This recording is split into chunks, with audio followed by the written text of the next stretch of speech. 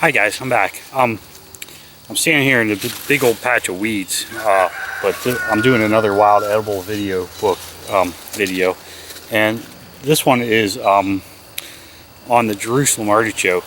And when you see these, you'll see them in big patches usually, because once they get going, they kind of go crazy. This patch right here is a patch that I actually found wild artichokes. And I transplanted some of them onto my property so that it's kind of part of our whole self-reliant thing. We got food on the property that is always there. But these are wild. These are wild transplants, and they look a lot like a sunflower. You reach up and get the tips of one of these, and they have lots of little flowers on them. And they're all yellow, and you can get a whole bunch of them on one stem. The stems are kind of hairy and round, and if you look at the leaves on these things, you'll have a leaf here, and then on the opposite side, not quite exactly the opposite side either, you'll have another leaf about an inch above it, and they're always almost an inch above each other within reason. This one's about a ½ inch, but it's always one above the other one by a little bit. And the leaves themselves are very, very, very lightly serrated, and they're all hairy feeling too, almost like I don't even want to say hairy, almost like a piece of sandpaper in your hands, and you can feel it when you rub your hands on it. Top and bottom are both the same way. You can see some of the veins in the top. But if you flip these leaves over, you can really see the veins distinctively on the bottom. But the telltale sign as to whether you have a Jerusalem artichoke or not is if you dig it up. And let me go ahead and get the shovel out, and we'll dig a couple of these up, and I'll show you what they look like. I'll be right back. Okay, so I'm back. So as you can see, they're already getting out of the bed that I had for them. So they're like going crazy. I only planted these 2 years ago, and I only planted about 15 bulbs, and in 2 years those 15 bulbs went absolutely crazy.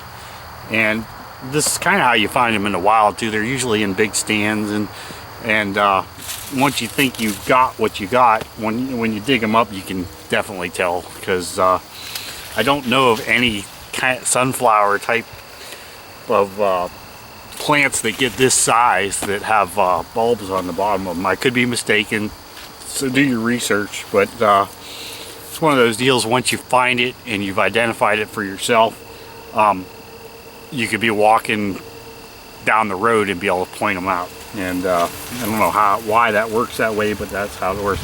So let's dig a couple of these up and see what they look like. So when I dig them up, I try to keep the shovel kind of back, because the bulbs do spread out a little bit. Like I said, I'm just doing this basically because they're growing out into my yard. And you just loosen the dirt under them. And you can do this easily with the digging stick too. And then you just pull them up. And as you can see, there's bulbs already hanging off of them. So, there's one right there too. I'll pull it up. So the bulbs are almost unmistakable, because they get real weird looking. And let me go ahead and get a bunch of these out of here. Basically, I'm just going to take them away from the root system. All the bulbs, put this thing over. There's probably more in there. Break the dirt up around them. When you're stealing the bulbs from these plants, you're not really hurting the plant at all. I mean, you're killing the plant that you're actually taking the bulbs off of, but these things multiply so quickly that taking 1 or 2 plants out of a stand of, I don't know what I got here, a couple hundred or 300 plants, really isn't going to hurt them.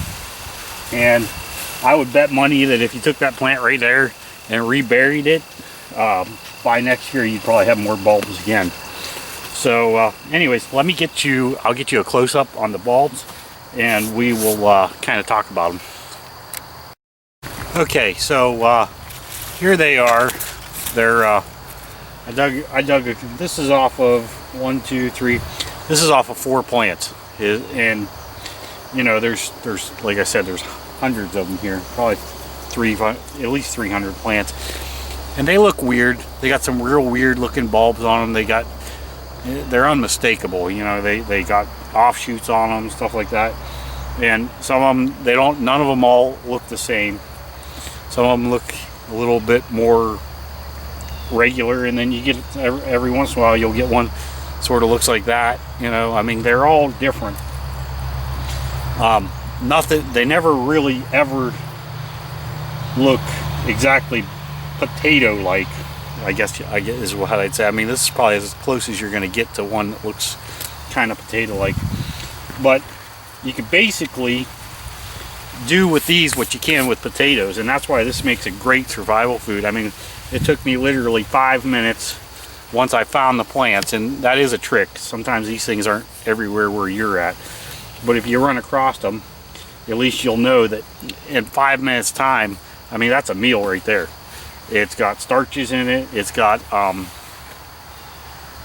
kinds of minerals and stuff. They're good for filling you up, and you know, it's just a good survival food altogether. I've never eaten these raw. I've heard they taste like water chestnuts. I prefer them fried. I just fry them up in the skillet and eat them that way. I'm sure that these would be good cut up and put in like stew and stuff like that too.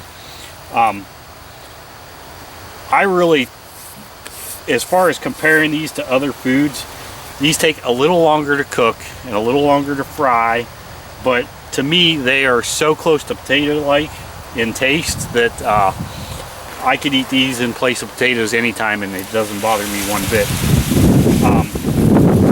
So I just wanted to go over this real quick. Let me see, is there anything else I wanted to add? I think that's about it. If you do find some of these though, don't steal every freaking one of them that you can find, because you know, a lot of people do that.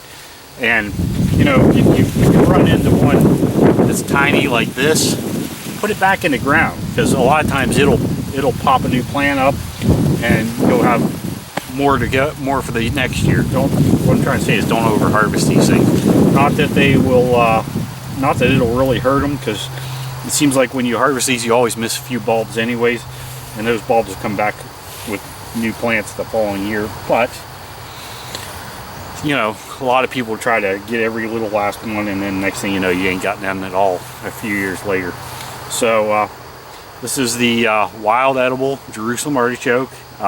They're potato-like. They taste like potatoes. You can do basically anything with a potato with these that you would do with a potato, and they're a great survival food.